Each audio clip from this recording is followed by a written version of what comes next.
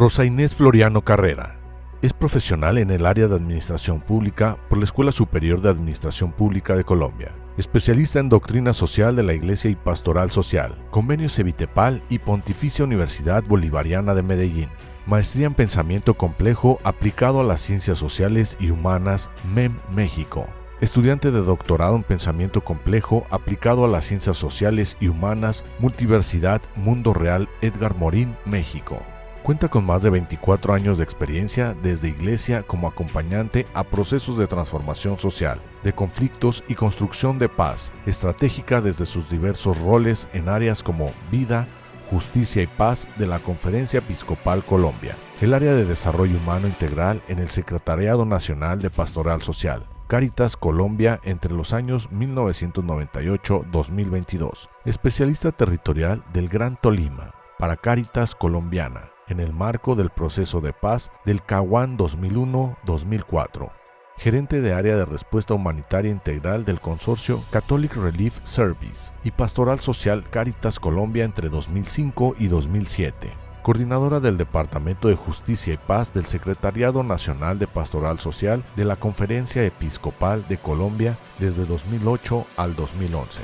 Directora de Programas de Derechos Humanos, Democracia, Paz y Reconciliación de 2012 a 2022. En 2021 coordinó la estrategia de diálogo social desde los movimientos populares para afrontar el estallido social en Colombia. Desde el mes de septiembre de 2022, asesora sobre asuntos de participación territorial a la delegación de la Conferencia Episcopal Colombiana para la relación Iglesia-Estado colombiano, acompañante permanente en las negociaciones en el marco de la política de paz total del gobierno del Dr. Gustavo Petro. A nivel internacional, desde el año 2009, ha venido aportando la transferencia de capacidades eclesiales en la construcción de paz estratégica a las Cáritas de México, Honduras, Nicaragua, El Salvador, Guatemala, Panamá y Venezuela a través del Secretariado Latinoamericano y Caribeño de Cáritas, miembro de la Iniciativa Católica de No Violencia de Paz Christi International desde 2017 a la fecha y de la Comunidad de Práctica Latinoamericana Caminando hacia la Paz desde 2021, miembro desde julio de 2022 del Programa Latinoamericano de Tierras, donde aporta el diseño estratégico y asesora mecanismos de afrontamiento de conflictos territoriales y ambientales, extractivas y en la protección a los líderes y defensores de la tierra. A partir de julio de 2022 ha sido consultora internacional para Catholic Relief Service y Cáritas Noruega para el fortalecimiento de capacidades eclesiales en construcción de paz estratégica en Colombia y México. El 19 de junio de 2023 y hasta la fecha asumió como directora ejecutiva del Instituto Interamericano para la Paz y la Reconciliación. Desde diciembre de 2023 apoya en la Subcomisión de Protección a defensoras y defensores de derechos humanos, ambientales y actores cívicos en riesgo de la plataforma Paz, Democracia, Derechos Humanos de la Conferencia del Episcopado Latinoamericano y Caribeño. Laura Villanueva es una académica practicante con 17 años de experiencia, especializada en la construcción de paz y la reconciliación en los procesos. Se unió al Centro de Jena para Estudios de Reconciliación en 2022. Ha trabajado en varias regiones, incluyendo Colombia, Japón y el Medio Oriente. Implementó el enfoque Satoyama para la paz y también ha desempeñado un papel como miembro fundador y asesor de paz para varias organizaciones de la sociedad civil que se enfocan en la paz y la reconciliación. Anteriormente se había desempeñado como directora ejecutiva del Centro para la Práctica de la Construcción de Paz en Armena. En junio de 2023, día del 10º aniversario del centro, como fundadora y directora, lanzó el quinto eje del JCRS, Satoyama para la Paz, Ecosistemas para la Paz y la Reconciliación. Actualmente trabaja en su próximo libro, El Giro del Ecosistema, Satoyama para la Paz. Su última investigación profundiza en una perspectiva ecosistémica de la paz y la reconciliación basada en el enfoque Satoyama para la Paz.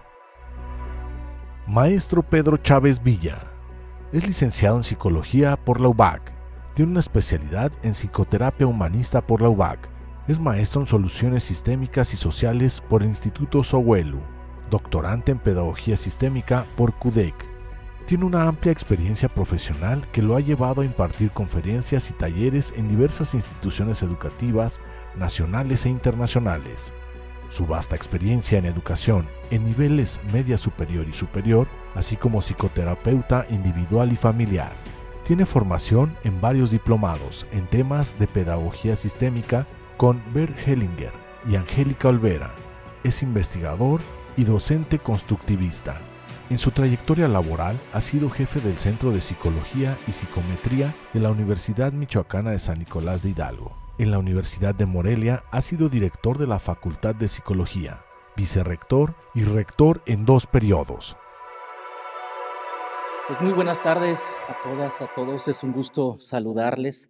Me honra profundamente moderar este panel internacional titulado Las mujeres y la construcción de paz en el marco de este primer Congreso Internacional Universitario impulsado por la Arquidiócesis de Morelia y que nos convoca bajo una premisa fundamental: el humanismo no solo como reflexión, sino como forma de vida. Hoy nos reunimos, colegas, en un tiempo de grandes fracturas sociales, culturales y políticas en distintas regiones del mundo.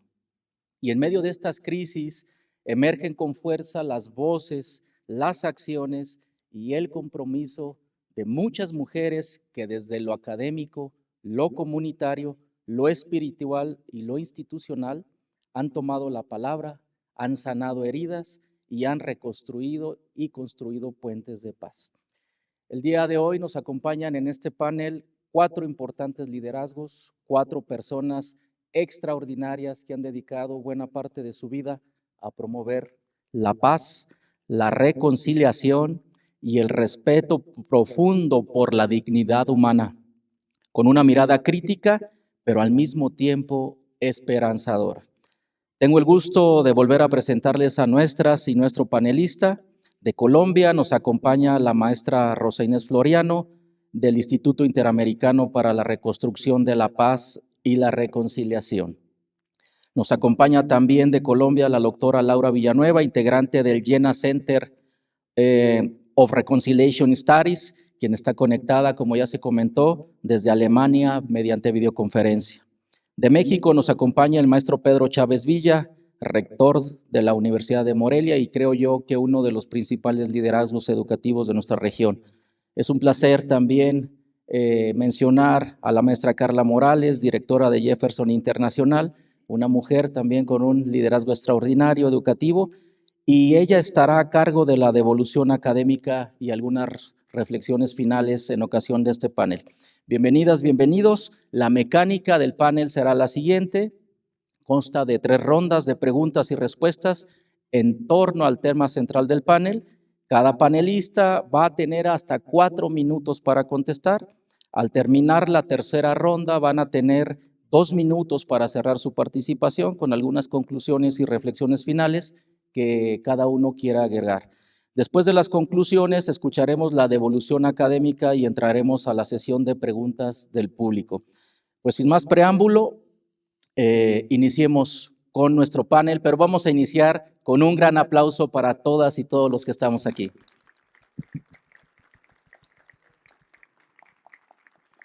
Muy bien, primera ronda.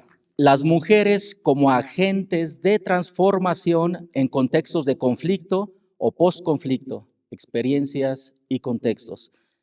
Fíjense que cuando hablamos de paz desde el humanismo, no nos referimos a una abstracción idealista, sino a una práctica profundamente encarnada. Las mujeres de las distintas realidades han resistido y han transformado los contextos más dolorosos, tejiendo redes de reconciliación y tejiendo redes de vida. En este sentido, me gustaría que nos compartieran algunas experiencias y formas en que las mujeres han sido arquitectas del perdón, la sanación y la convivencia. Iniciamos con usted, doctora Laura Villanueva, desde su trabajo y desde su gran experiencia transnacional. ¿Qué ha aprendido sobre cómo las mujeres reconstruyen la paz en contextos profundamente fracturados como Siria, Colombia y Medio Oriente? Ante todo, muchas gracias y agradezco esta oportunidad de compartir aprendizajes derivado de trabajo transnacional que me ha permitido acompañar procesos donde he constatado que las mujeres construyen paz no como una abstracción idealista, sino como una práctica profundamente encarnada, resonando con lo que había señalado el rector Vivanco, ¿no? Agradezco esta pregunta inmensamente. Me permito hoy compartir 4 prácticas transformadoras que he visto en diferentes contextos entre conflicto y posconflicto. La primera práctica transformadora que he visto en diferentes partes del mundo es que las mujeres tejen espacios seguros que trascienden divisiones profundas. Ahora, esos espacios seguros es una práctica de esta construcción. Son espacios seguros no solamente presenciales, pero también digitales. Un ejemplo de lo presencial son las mujeres israelíes y palestinas. Aún en los momentos más críticos han trabajado arduamente para mantener canales de diálogo cuando las vías oficiales se cierran. Lo que estas mujeres nos enseñan es que mantener el diálogo no significa necesariamente consenso, sino el compromiso ético de no abandonar la posibilidad misma de un mañana, incluso en los momentos más oscuros como estamos presenciando en este momento en el mundo.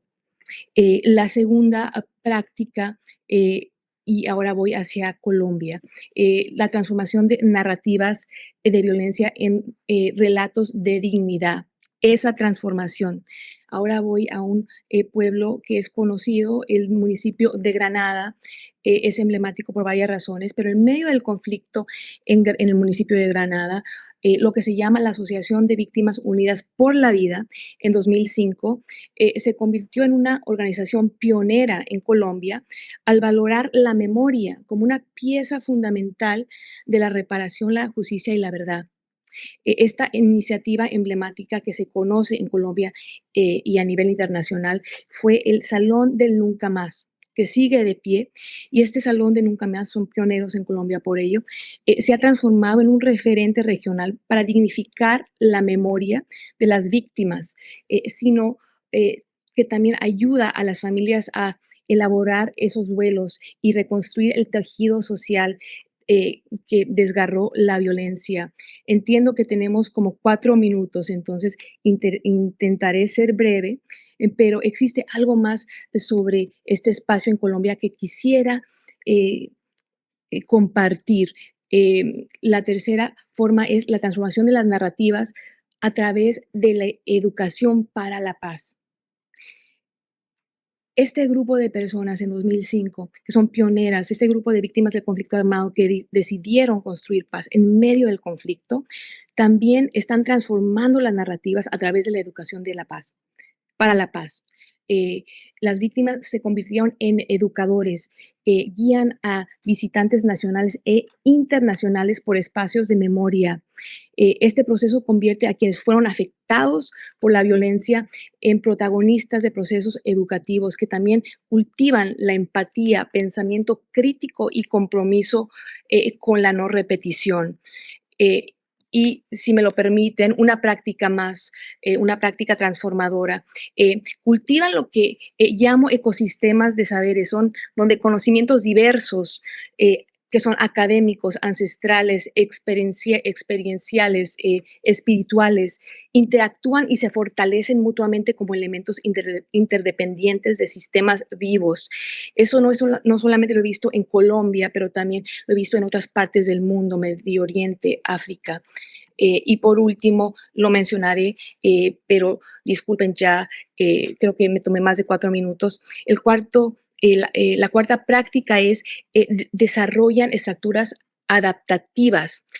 Por ejemplo, al escuchar ahora de Siria, con lo que está sucediendo en Siria, la situación cambia constantemente, pero en Siria pueden responder si estamos hablando de espacios digitales donde las mujeres están trabajando juntas en esos espacios digitales. Las redes de mujeres que han creado formas organizativas descentralizadas que pueden transformarse rápidamente sin perder su propósito esencial. Básicamente, cuando un camino ya se cierra, encuentran un camino rápidamente, y eso es porque también están construyendo estructuras adaptativas en Siria y en otros espacios en el mundo. Muchas gracias. Muchas gracias, doctora Laura. Vamos con la maestra Floriano. Maestra Floriano, usted tiene muchísima experiencia en procesos eclesiales y comunitarios. Desde esta experiencia, ¿cómo cree que ha cambiado la forma en que las mujeres se involucran en la resolución de conflictos y la política de paz en Colombia y América Latina? Muchas gracias. Tendría que decir primero que las violencias que sufrimos en América Latina afecta de manera diferencial a las mujeres, desde las razones por las que nuestro cuerpo se vuelve botín de guerra en contextos de violencia armada y criminal, hasta el tipo de afectaciones y defectos que las violencias producen en nuestro ser de mujeres. Por esa razón, yo podría describir, para no extenderme mucho, que el proceso que vivimos las mujeres en el rol que ocupamos en la construcción de la paz es como una transición desde nuestro ser víctimas a ser mujeres protagonistas de la paz y de la reconciliación. Y lo que nos lleva de un lugar a otro son las preguntas. ¿Por qué? ¿A quién le conviene que nos matemos? ¿Por qué nos matamos? ¿Por qué a nuestros hijos? ¿Quién lo hizo? ¿De quién es la responsabilidad?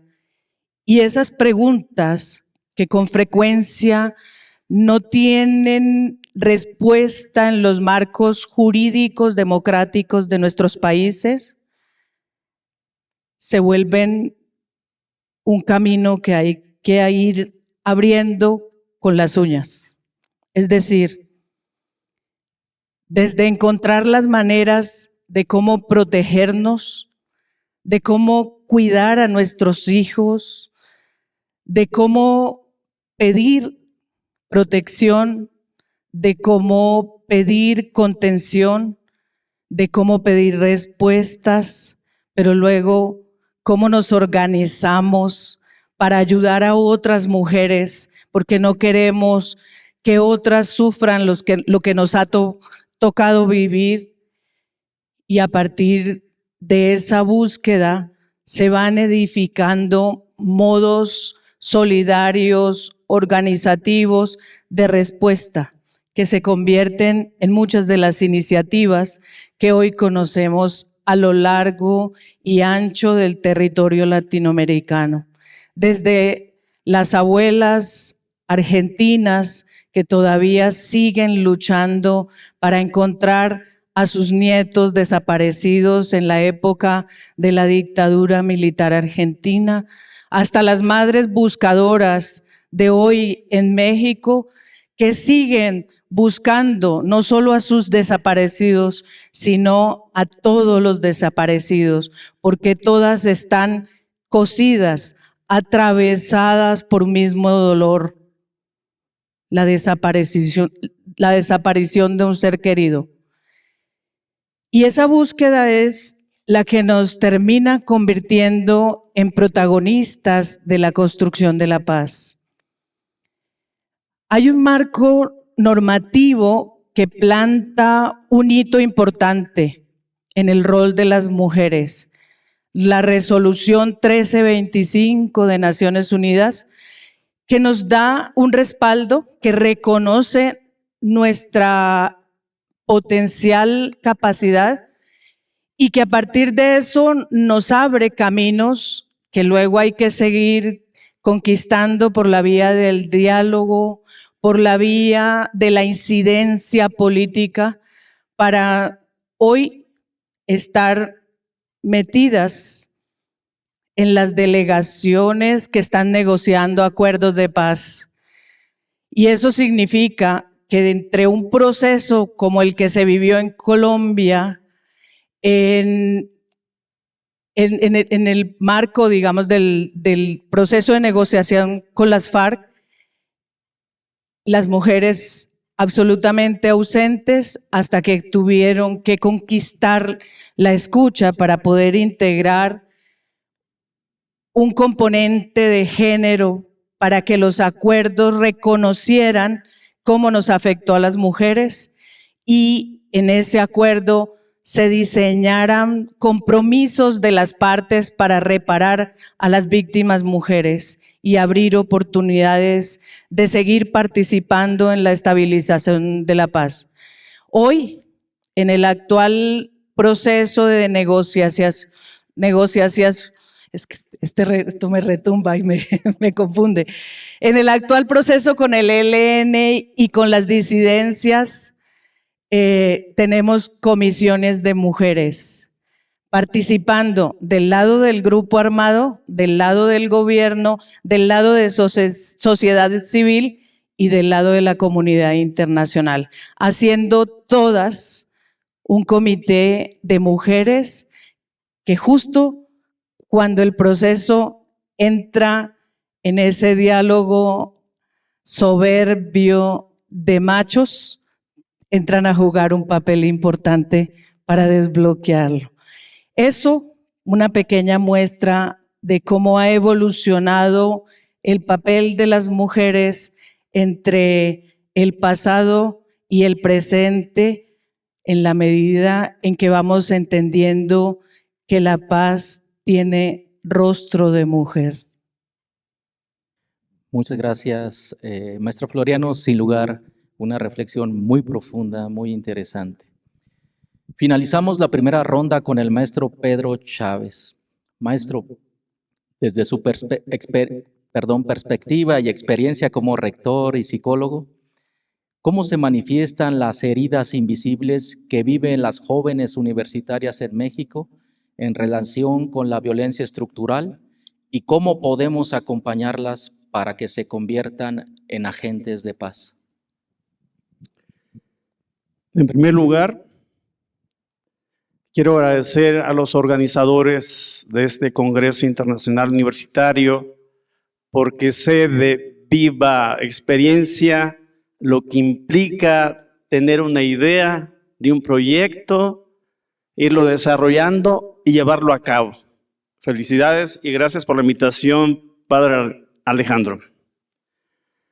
Quiero centrar primero una idea parafraseando a Fernando Savater. La tarea superlativa de la educación es enseñar a mujeres y a hombres a ser profundamente humanos. La educación religiosa o laica, tenemos como centro al ser humano. Y respondiendo un poco a la pregunta de cómo se manifiestan las heridas invisibles que viven las jóvenes universitarias en nuestro México, creo que, cómo acompañarlas para que se conviertan en líderes de paz, de un nuevo ecosistema que ya lo han ido matizando. Enseñar a mujeres, a hombres, a ser profundamente humanos nos lleva a reflexionar qué nos define como seres humanos. ¿Cómo nos llega la vida a los seres humanos? ¿Por dónde? Para desde ahí dialogar sobre el valor y la paz, o la vida y la paz. Y en particular, para comprender cómo se manifiestan las heridas de las mujeres y de los hombres también. voy a centrar solo a un concepto desde la psicología: la individuación. La individuación es un proceso que solo se puede lograr cuando aceptamos que tanto mujeres como hombres tenemos la energía simbólicamente diferenciada de hombres y de mujeres. Para llegar a la aceptación de la vida tal como es y de que tanto hombres como mujeres traemos a todos nuestros hombres, padres y abuelos, y de la misma manera las mujeres también traen la energía, el banco genético de riqueza de experiencias. De igual manera, no hay una mujer que solo tenga energía femenina, como tampoco hay un hombre que solo tenga energía masculina. Pero para llegar a la individuación hay que salirnos de la victimez infantil y pasar al adulto. Voy a dejar ahí porque solo desde la paz interior de mujeres y de hombres podemos dialogar para construir desde la universidad, desde la educación, desde los espacios interreligiosos en la familia. Solo desde ahí podemos crear ambientes que reconecten con lo esencial que nos define como seres humanos. No sé si están unas imágenes ahí. Todavía no. Por favor, si pueden poner la primera imagen donde está por ahí un rey y una reina. ¿Ya está? Bueno, ya se me están acabando los 4 minutos. Nada más voy a dejar la introducción. Esa pintura está en la biblioteca del Escorial y al parecer tiene que ver con qué nos define a los seres humanos. Parece que ahí están dialogando. Sabemos que el rey Salomón era un sabio y una reina de Saba, y tienen ahí unos símbolos, el 1, 2, 3 y 4, el 5 por 10, 50, y 4 y 8.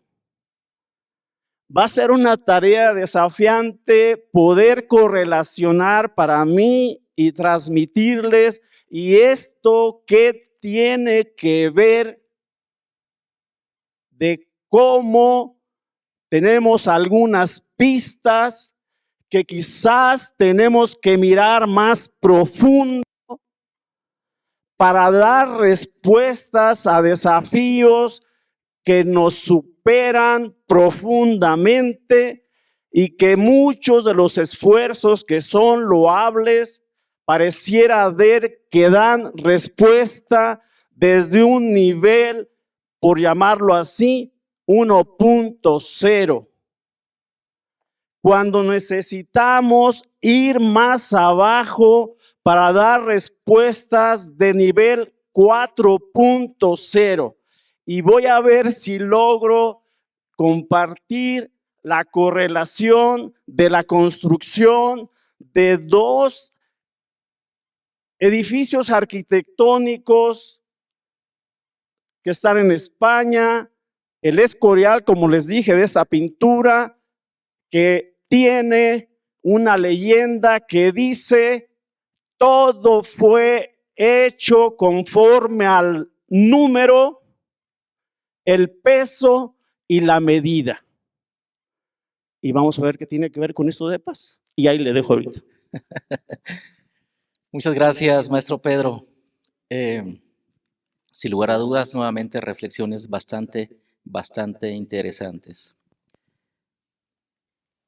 Vamos a iniciar con nuestra segunda ronda. Antes hago una aclaración. Fíjese que si hay un poquito de desfase cuando hablas y lo que escuchas, y eso de pronto genera una interferencia cognitiva. Y estaba preocupado porque no pude hacer ni el ejercicio de la nariz y las orejas. Imagínense con esto. Pero bueno, aquí seguimos adelante, ¿no? Vamos a iniciar con nuestra segunda ronda. Formación, liderazgo y empoderamiento con mirada humanista. Es claro para todos nosotros y nosotras que la paz se aprende, se encarna, se multiplica.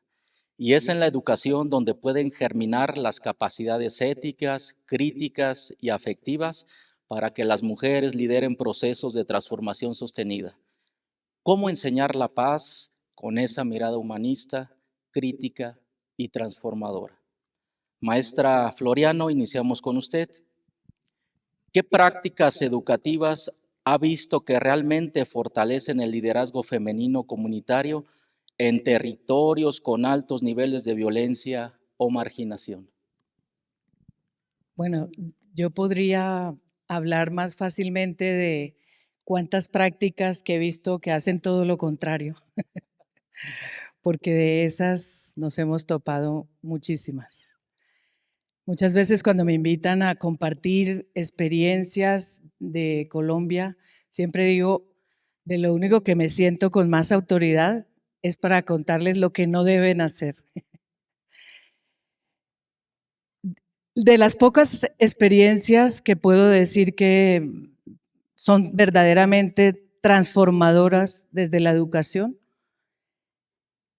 coinciden o tienen como elementos comunes que son los que quisiera resaltar.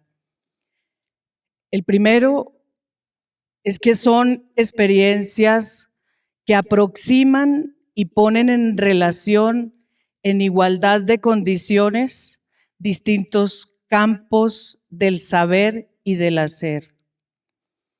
Es decir, que conectan la academia con procesos de base que tienen la capacidad de acompañar a las mujeres a poner nombre a lo que viven, a apalabrarlo, a tramitarlo y a encontrar caminos, muchas veces recuperando prácticas del sentido común, de prácticas ancestrales, pero que pueden ejercer la resignificación de aquellas cosas que vivieron. Pero eso exige, por un lado, liberar del prejuicio a quien está en la base de que solo el saber académico es legítimo. Necesitan reconocer que ya saben mucho, que tienen muchos elementos desde los que pueden construir. Y también necesita liberar a la academia de la idea de que todo tiene que tener una explicación teórica. Cuando con pureza de intención acercamos esos dos polos, podemos abrir procesos que respaldan con evidencia científica las búsquedas de las mujeres. Otro elemento que puedo destacar como muy positivo y transformador es cuando logramos superar la dicotomía entre centro y periferia. En la periferia también hay profesionales. Hoy, desde Inspire, el instituto que yo represento, conectamos en un modelo de cooperación sur-sur profesionales de las periferias que compartan en otros contextos sobre, por ejemplo, cómo se protegen, cómo construyen espacios seguros. Y son igual expertices. Y lo que nosotros generamos es el mecanismo y el espacio de encuentro. Y creo que ahí hay una forma de construir saber que es muy importante, que es legítimo y al que hay que darle reconocimiento. Y un tercer elemento quisiera destacar es que la educación sea capaz de comprender que las relaciones son el lugar privilegiado para la construcción de la paz y la transformación. Es decir, que ya no podemos seguir pretendiendo promover a las mujeres y empoderarlas de sus derechos si no trabajamos en crear condiciones que transformen las formas en que nos relacionamos hombres y mujeres, las formas en que también del otro lado de la relación podemos liberar a los hombres de la carga que se les imponen y que a veces les impide experimentar la ternura, la posibilidad de construir entre iguales hombres y mujeres y la posibilidad de construir familia sin violencias, sin ubicarnos en el paradigma de la dominación, ni basado en relaciones de poder, sino basado en la lógica del cuidado. Los programas de educación que tienen al menos 2 de estas 3 condiciones, yo he podido ver resultados verdaderamente transformadores. Muchas gracias, maestra Floriano. Seguimos nuevamente con el maestro Pedro Chávez. En este mismo sentido, maestro, ¿cómo puede una universidad con vocación humanista fomentar liderazgos femeninos que no solo aspiren a puestos de poder, sino a procesos transformadores en sus comunidades? Gracias, rector. Complemento un poco el razonamiento inicial para correlacionar que primero es la condición interna de plenitud, tanto de hombre como de mujer, a lograr la individuación, lo que nos va a permitir construir diálogos desde otro nivel. Porque ante todo sabemos, y a ver si por ahí se ve un esquema de 2 triángulos, ante todo, ¿sí? Ok. Bueno, comencé con la frase de todo fue hecho conforme al número, el peso y la medida. Esos son matemáticas. Por eso, una educación religiosa o laica, necesitamos seguir reflexionando desde otros puntos de vista complementarios e interdisciplinares para poder evolucionar las propuestas de mejora de cultura de paz. Porque sabemos y sentimos que la violencia rebasa los niveles o las condiciones de lo que nos definiría como seres humanos.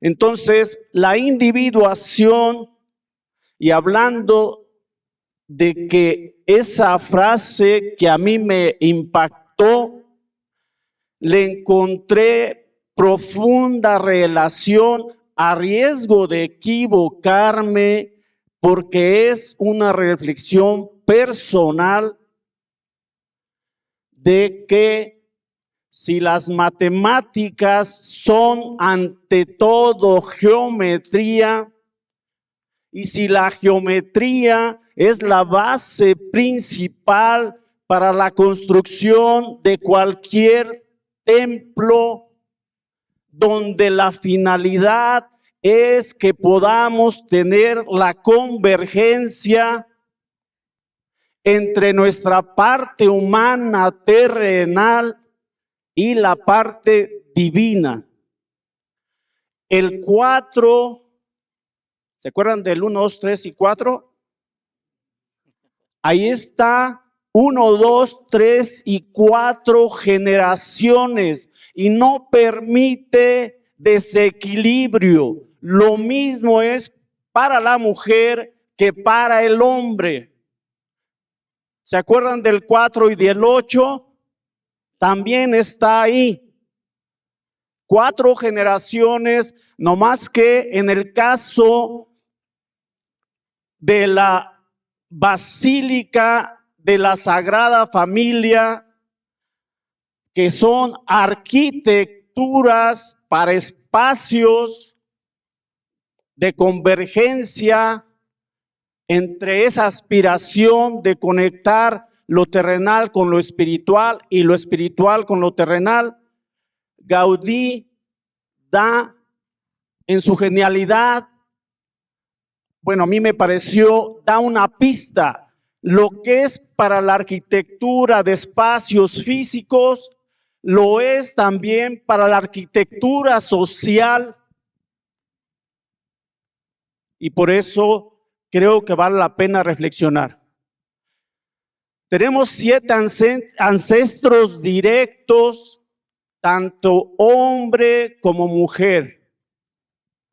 Y es en el punto 5 o con el punto 5 que tiene un peso igual, una medida igual, porque solo es una célula femenina y una masculina, lo que hacen la unidad para que venga un nuevo comienzo, un nuevo ser humano.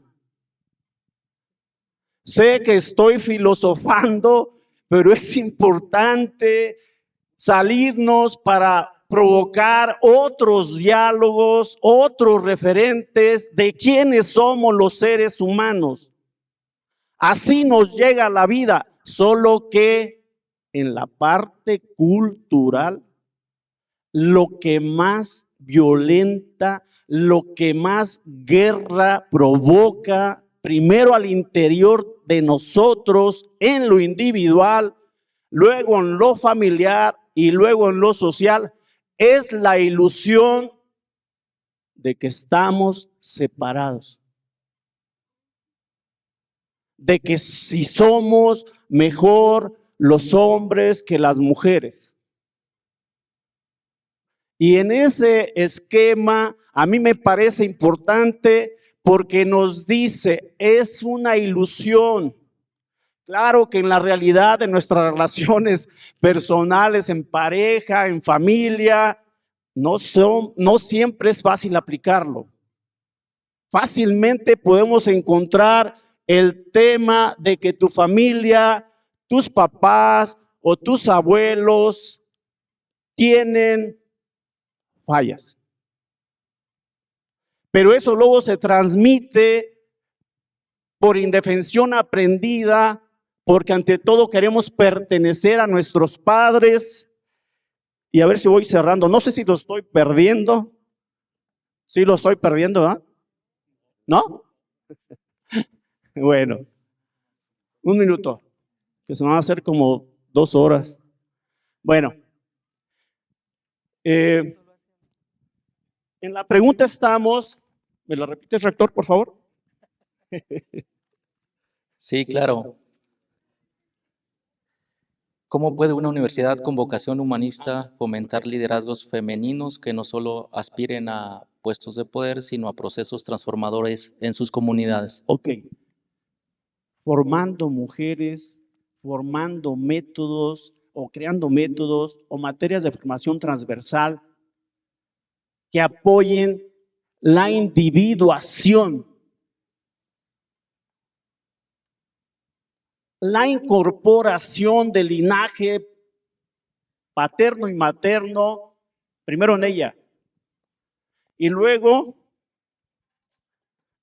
me voy a perder mucho aquí en el tiempo, y luego, voy a hablar rápidamente, que ojalá podamos comprender que la mujer tiene una potestad divina para unir o separar.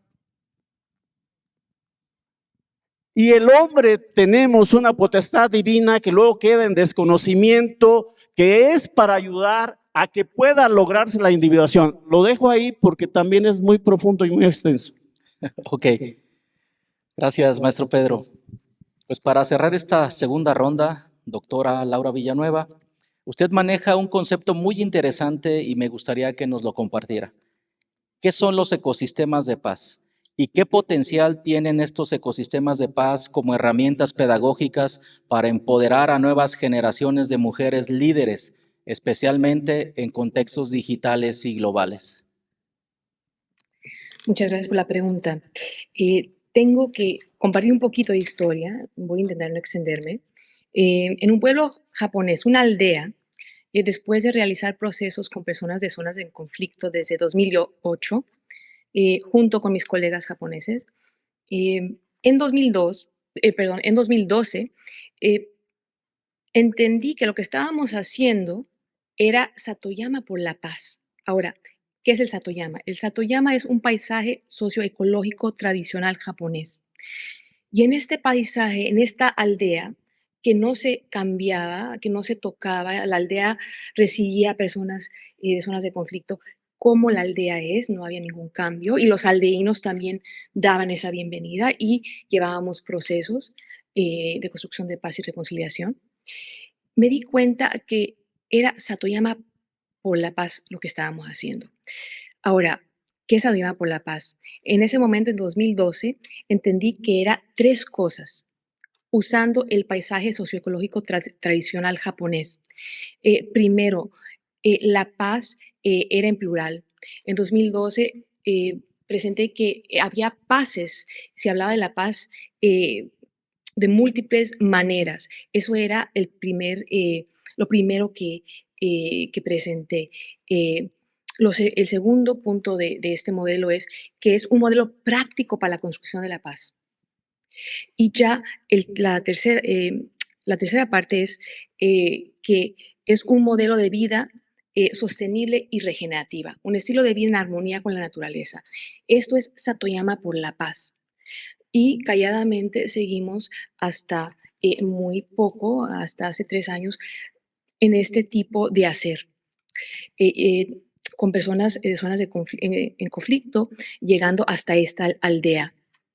Pero en un momento me di cuenta que no era solamente Satoyama por la paz, porque cuando estaba en otros contextos, en otras partes del mundo, llegué a tener más preguntas de qué quería decir el Satoyama por la paz en otros contextos.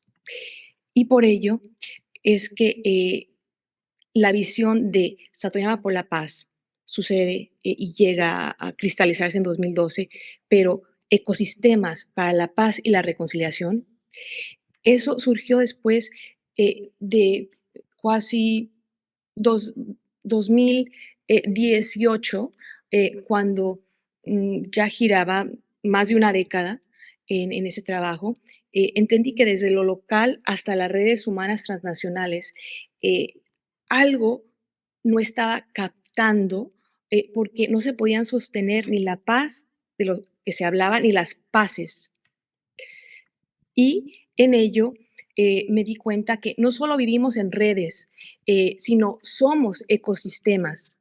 Y fue entonces cuando me pregunté si tal vez parte de la dificultad para sostener la paz tiene que ver con haberla abordado desde estructuras fragmentadas, sin reconocer y más importante aún, sin vivir esa interdependencia vital que en esencia ya somos.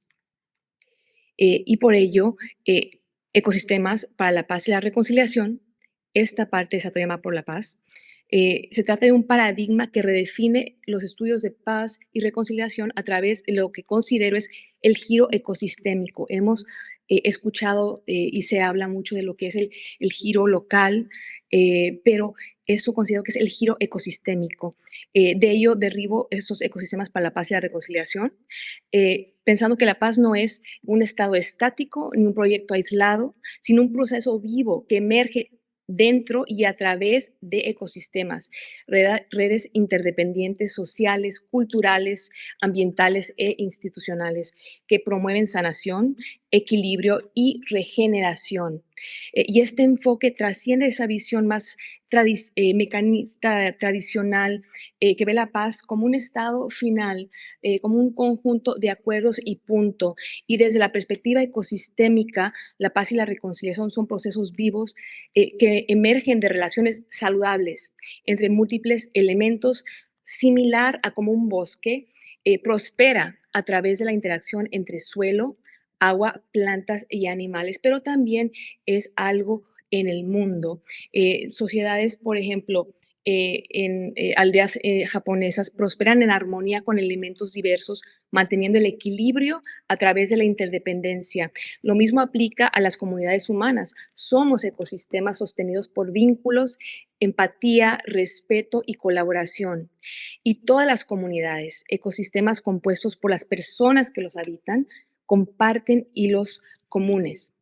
Hasta ahora, en Satoyama por la Paz, Ecosistemas por la Paz y la Reconciliación, que reside dentro del Centro para Estudios de Reconciliación de Jena, aquí en Alemania, Satoyama por la Paz, trabajamos con ecosistemas de paz y reconciliación rurales, urbanos, digitales, municipales, académicos, gubernamentales y religiosos, para que tengan impacto duradero, que también es parte de ese hacer. Lo que propongo es que se escalen en dos direcciones estos ecosistemas, ya sean religiosos, municipales, rurales, que se escalen en dos direcciones. La primera, horizontalmente, eso quiere decir conectando comunidades diversas en todo el mundo, ya sea ecosistemas, por ejemplo, ecosistemas religiosos por la paz de Colombia con aquellos en Polonia, y verticalmente articulándose con políticas públicas e instituciones. Así tejemos una red multiescalar capaz de responder a las complejidades del presente. Y con esto contesto la pregunta de qué son los ecosistemas de paz y reconciliación. Y por último, estos ecosistemas tienen un potencial transformador como herramientas pedagógicas para empoderar a nuevas generaciones de mujeres líderes. Y cómo este paradigma revaloriza capacidades históricamente feminizadas, como el cuidado relacional, la escucha profunda, la resiliencia adaptativa y el tejido de redes, no como debilidades, sino como fortalezas estratégicas para liderar procesos de paz sostenibles. Muchas gracias, disculpen por extenderme. Muchas gracias. Bueno, ¿quieren aplaudir? Claro, adelante, se puede. Bueno, el tiempo nos está alcanzando, va que vuela. Entramos ya a la tercera y última ronda. Tercera ronda, horizontes de futuro, desafíos éticos y propuestas transformadoras. En esta tercera y última ronda me gustaría enfocarnos en un aspecto muy importante. Actualmente vemos que hay sociedades muy polarizadas y hoy más que nunca las mujeres enfrentan discursos de odio, brechas digitales, ataques a su autonomía y exclusión en los espacios de decisión. Pero también las mujeres están abriendo caminos nuevos, construyendo alternativas y generando esperanza. En este contexto, maestro Pedro, iniciamos con usted. Desde su experiencia institucional, ¿qué alianzas intersectoriales son clave para que las universidades puedan sostener procesos reales de inclusión de mujeres constructoras de paz? Gracias, rector. Me voy directo a la respuesta porque si no, luego se me va la hebra. Yo creo que las mejores alianzas de las universidades pues serán aquellas donde podamos acompañar procesos, insisto, donde apoyemos a que se logre la individuación. Es probable, estoy consciente, que a lo mejor les provoca pues incomodidad escuchar esto. Puede ser. Sin embargo, solo lo que nos duele, si lo aceptamos y nos disponemos a pasar la brecha, podemos evolucionar y aprender.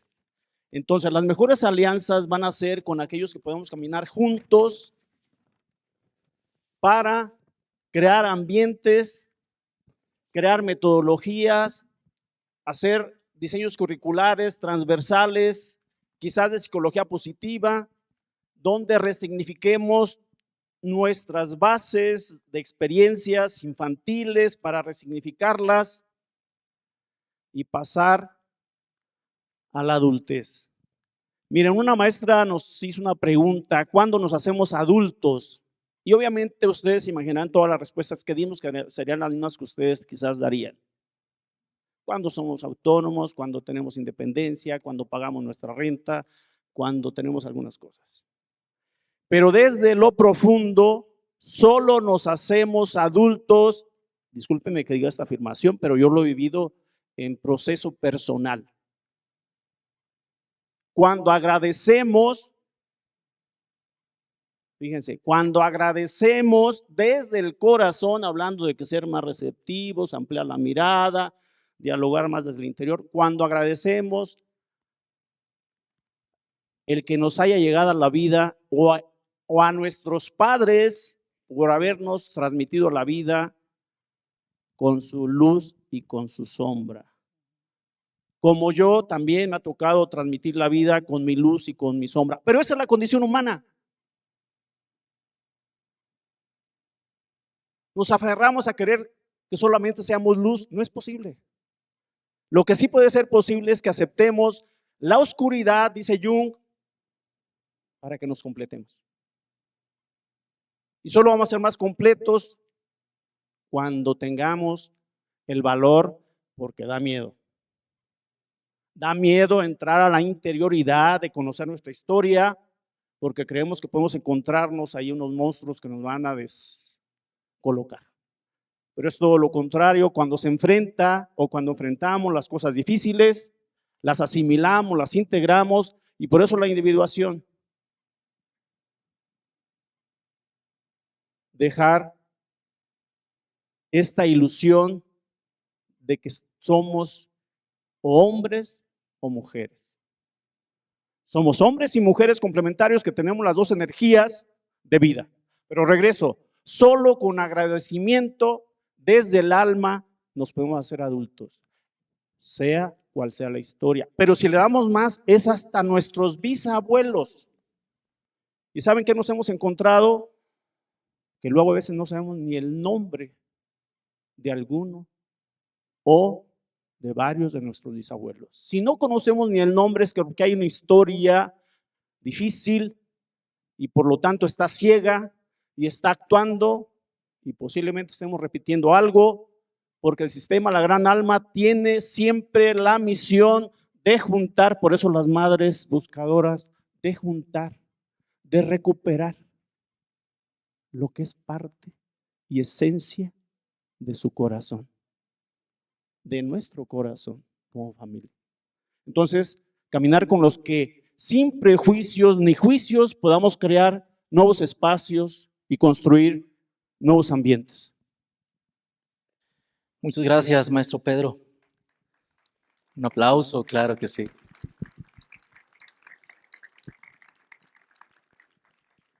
En este mismo contexto, doctora Villanueva, ¿qué riesgos éticos ve en el uso de plataformas digitales como espacios de construcción de paz para mujeres jóvenes y cómo abordarlos sin desactivar su potencial emancipador?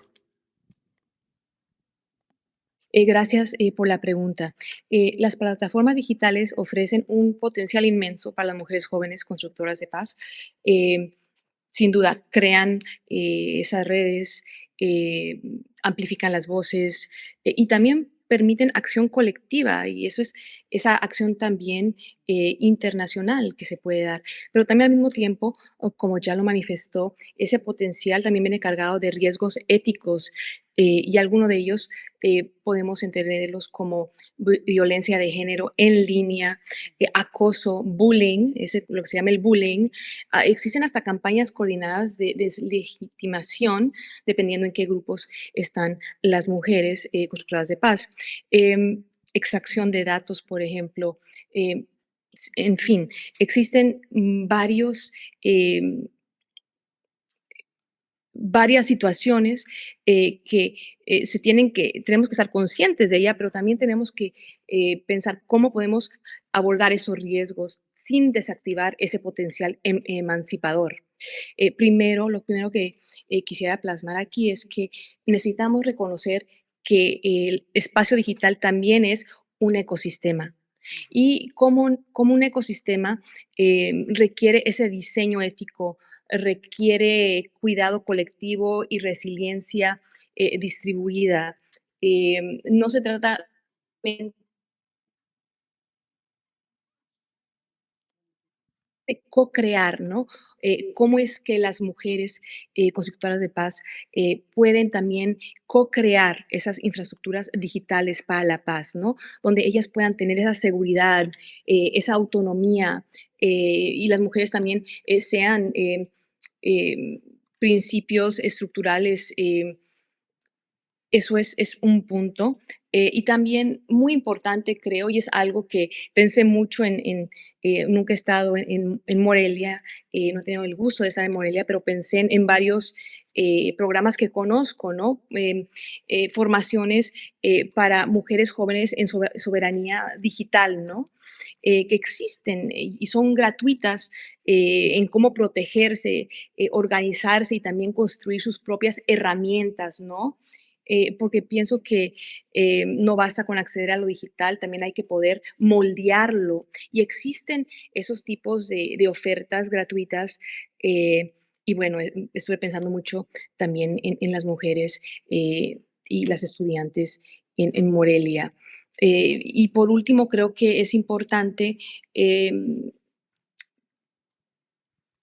pensar que el reto no es elegir entre o la seguridad o la libertad, sino es poder imaginar dónde ambas pueden coexistir. Y eso empieza reconociendo también que la ética digital no es un freno, sino es una condición para que la paz digital florezca. Muchas gracias. Muchas gracias, doctora Villanueva. Cerramos nuestra tercera ronda con usted, maestra Floriano.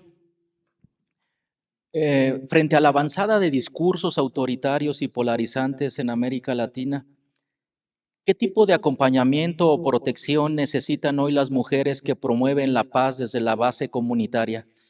¿Cuáles cree que son los principales desafíos en este aspecto? Muchas gracias. Efectivamente, en materia de protección, sí hay una brecha mayor para las mujeres que ejercen algún tipo de activismo en la construcción de la paz y en la defensa de derechos humanos. Y tiene que ver con que en estas narrativas y que de alguna manera soportan procesos de estigmatización para generar una especie de cumplimiento de la profecía. Es decir, empiezan una narrativa que se pone a rodar a través de los medios de comunicación, haciendo estigmatización que permea la confianza de la misma comunidad en sus lideresas y empieza a generar distanciamiento. Cuando logran que haya sospecha, que haya desconfianza en la propia comunidad, tienen a la lideresa completamente disponible para poderla desaparecer, secuestrar, violar o asesinar. Y por eso es tan importante que entendamos la importancia de trabajar sobre la indiferencia. El Papa Francisco insistía mucho en ese gran pecado de la humanidad, de la indiferencia, porque la indiferencia mata tanto como la impunidad estatal.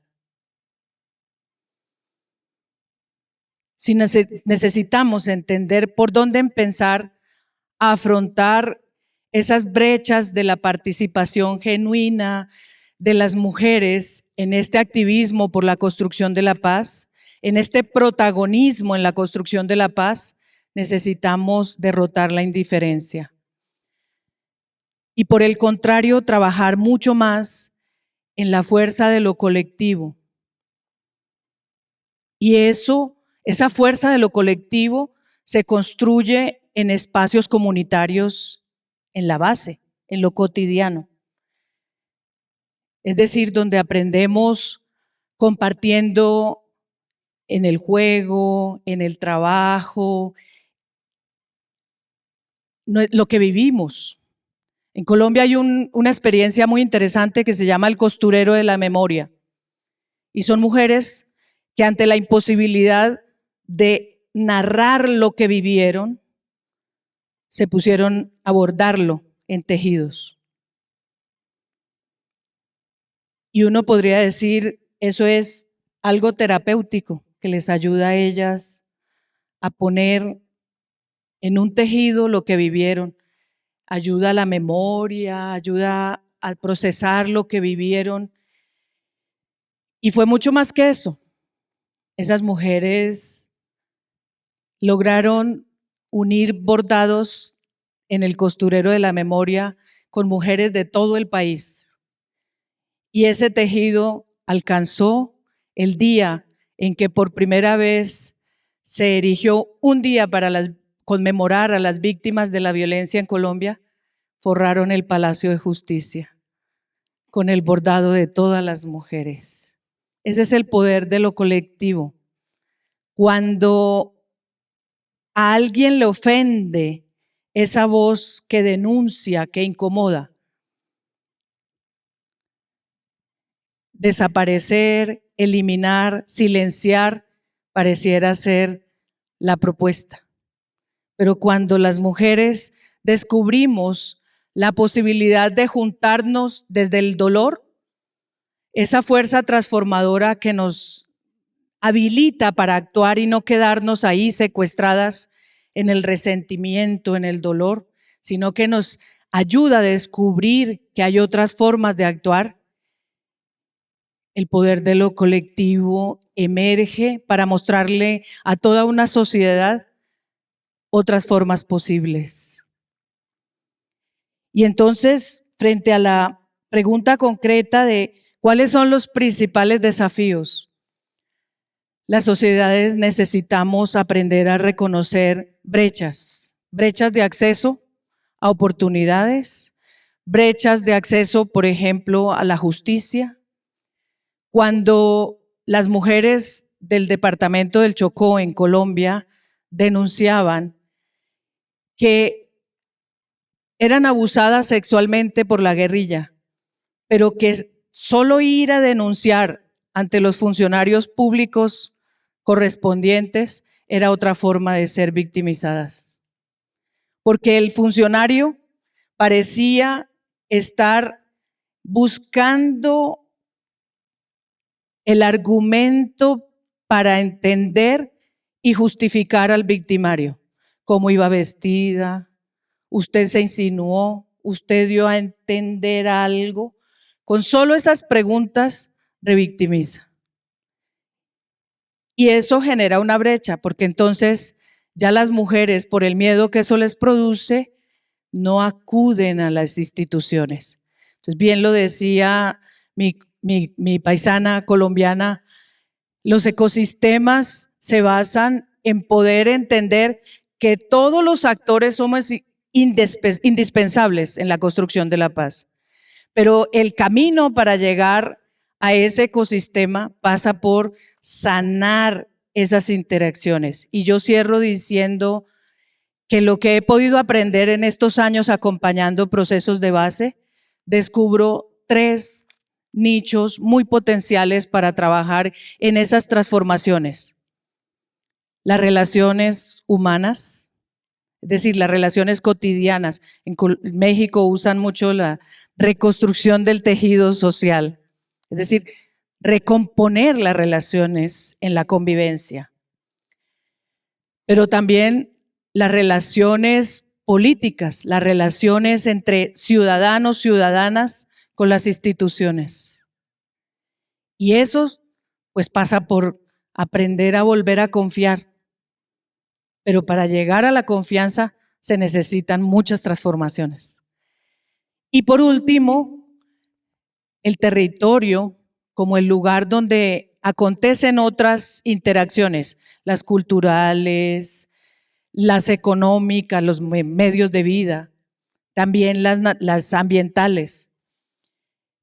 Ahí en esos lugares, en las formas como nosotros desarrollamos modelos económicos territoriales, reconocer que ahí también hay brechas, hay desigualdades y cómo transformar esas formas de interacción económica, cultural y ambiental en los territorios son fundamentales para construir una paz, digamos, desde lo cotidiano. Esa paz que nos conecta desde las necesidades más que desde los intereses y desde las posiciones ideológicas. Es la única manera de enfrentar lo que hoy estamos viendo acontecer en nuestra región latinoamericana. Autoritarismos, populismos que utilizan narrativas de odio como una manera para dominar, para controlar, y donde desafortunadamente quedamos en la mitad los pueblos. Decía un obispo de mi país, en pelea de elefantes, quien pierde es la hierba. Y creo que ahí estamos todos invitados, todos y todas, invitados a construir relaciones sociales, políticas y económicas muy basadas en el paradigma del cuidado y no en el paradigma del dominador. Y esto lo dice el Papa Francisco con mucha claridad en la encíclica Laudato Si. Muchas gracias, maestra Laureano. Vamos a dar un aplauso también. Con esta tercera ronda ya entramos en la recta final del panel. Sin lugar a dudas, podremos pasarnos horas y horas hablando de este tema que es tan pertinente, tan actual, tan necesario. Pero el tiempo nos ha alcanzado y es necesario ir cerrando las participaciones. Así que antes de despedirnos, colegas panelistas, les invito a dejar una última reflexión a nuestro público. ¿Qué otros desafíos vislumbran en el horizonte de la participación de las mujeres como agentes de paz y reconciliación? ¿Qué retos creen que marcarán el camino de las mujeres de paz en los próximos años? Maestro Pedro, iniciamos con usted. Para esta parte tenemos solamente 2 minutos cada quien, por favor. Qué bueno que me lo marcas porque luego no. Bueno, voy a retomar primero 2 expresiones de nuestros panelistas, mis compañeras panelistas. Primero, cuando comenta nuestra compañera en Alemania que la paz emerge cuando se establecen ecosistemas de relaciones saludables o en armonía, pues. Y de mi compañera aquí presente, este tema de la tejedora de memorias. Me recordó a Penélope en esa triada Ulises, Penélope y Telémaco.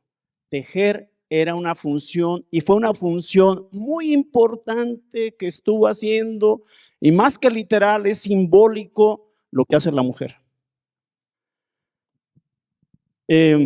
Bueno, miren, de lo que les he estado hablando, yo lo he encontrado, a riesgo de equivocarme, por ejemplo, en este libro, que es un clásico de 1955, donde desarrolla de manera encriptada, digo yo porque pasa desapercibido, la complejidad para llegar a la individuación del hombre y de la mujer. Juan Preciado no puede llegar al Padre porque la madre le da una dirección mal dada. No me voy a extender, es muy profundo.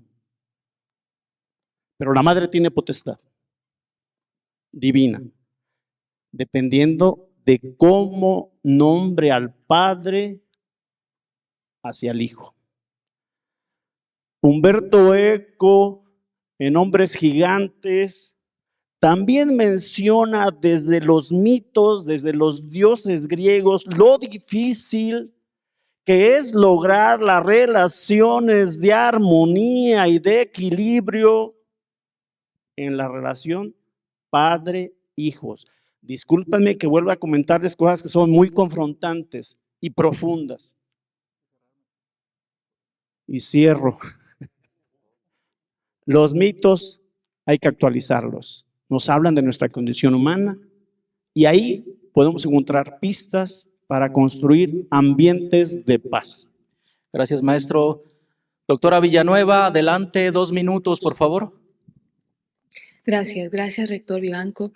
También agradezco a la profesora Rosa Inés Florián y al rector Villa. Fue un gusto escuchar sus presentaciones, las encontré muy enriquecedoras. Quisiera cerrar mi participación compartiendo 3 desafíos fundamentales y un mensaje especial para la juventud de Morelia. En términos de desafíos, el primer desafío sería la policrisis global. El segundo desafío que vislumbro sería la transformación de espacios digitales, el cómo. Y el tercero fuera la reconciliación entre diferentes formas de conocimiento. Esos son los desafíos y no voy a extenderme en ellos. Para finalizar, quisiera dirigirme especialmente a los jóvenes de Morelia presentes en este auditorio, a quienes nos acompañan en línea y a aquellos que podrían acceder a este mensaje posteriormente. Durante estos 2 días he podido constatar que el compromiso por la paz tiene su pulso vital precisamente en este Congreso y en ustedes. Lo que observo aquí es un verdadero ecosistema de paz y reconciliación. Es diverso, interconectado, adaptativo, con un propósito compartido que trasciende intereses individuales. Es lo que he podido observar. Este Congreso encarna un ecosistema de paz y reconciliación floreciente en Michoacán. Esa es la lectura que me llevo. Y tiene el potencial de perdurar precisamente porque ha asumido el humanismo no como filosofía abstracta, sino como práctica cotidiana que honra la dignidad de cada persona. Este humanismo vivido es lo que confiere al ecosistema su verdadera sostenibilidad. Estoy profundamente agradecida al doctor David Ángeles Garnica por su invitación, que me permitió conocer el potencial de la juventud moreliana, los esfuerzos de la Red de Michoacán, conocer al padre Alejandro Barajas y el compromiso con la paz de Monseñor Carlos Garfias Merlos, arzobispo de Morelia. Y por último, a los jóvenes. Espero tener la alegría de conocerlos personalmente algún día, porque ustedes son, con esta educación centrada en la persona, quienes imaginarán y construirán ese futuro más justo y más pacífico que todos anhelamos. Muchas gracias y un abrazo al pueblo de Morelia. Muchas gracias, doctora Laura Villanueva. Finalmente, maestra Rosa Inés, le escuchamos 2 minutos. Yo me voy a centrar en un solo desafío para no alargarme. Comparto mucho lo que ya han dicho mis compañeros de panel. Cuando nosotros buscamos cómo responder a los desafíos de las violencias, de los conflictos, lo primero que nos surge es una necesidad de formarnos, de capacitarnos.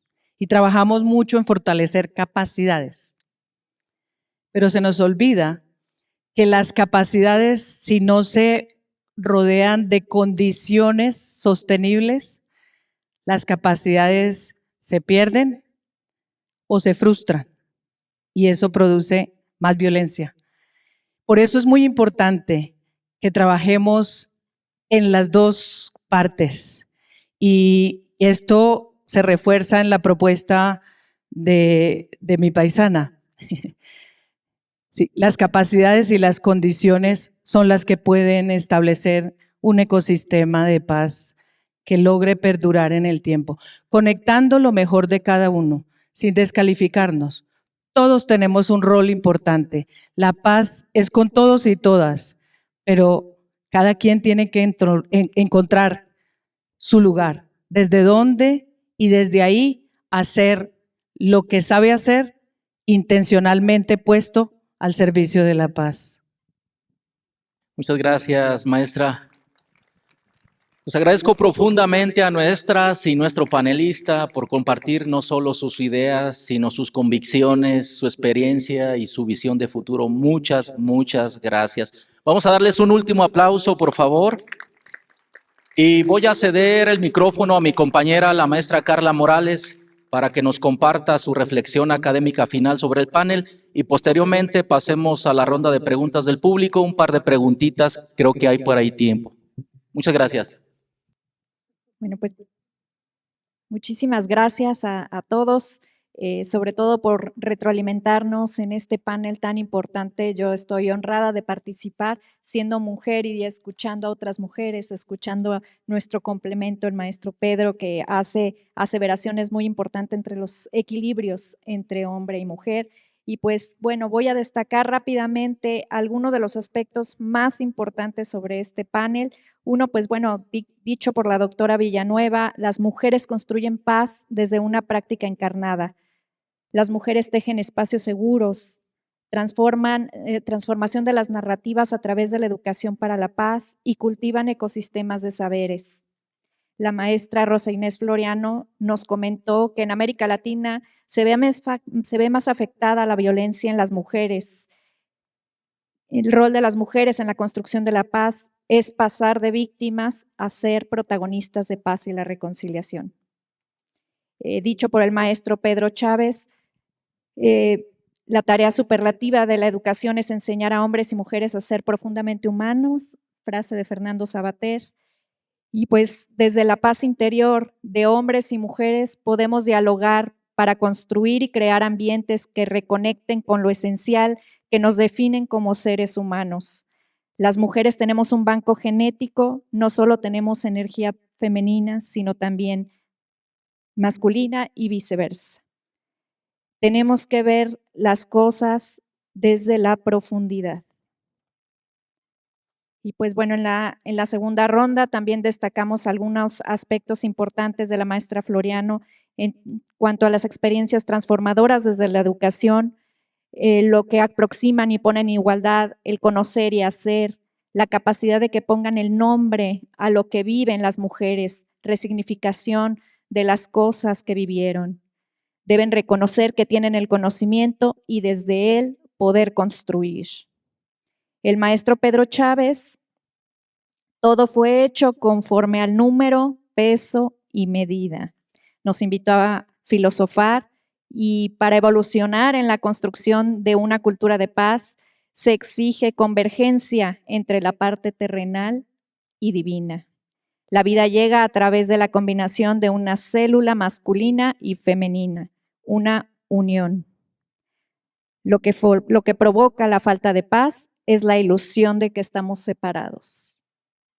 Y pues por último, voy a concluir con unas reflexiones en donde pues debemos resaltar que fue un panel muy complementario con visiones que van desde la historia, la experiencia, la filosofía, la trigonometría, pero finalmente todos nos llevan por diferentes caminos con un mismo fin, la construcción de la paz. Dicho por la maestra Villanueva, el gran reto es construir entornos de paz sostenibles. Dicho por la maestra Floriano, la paz tiene rostro de mujer.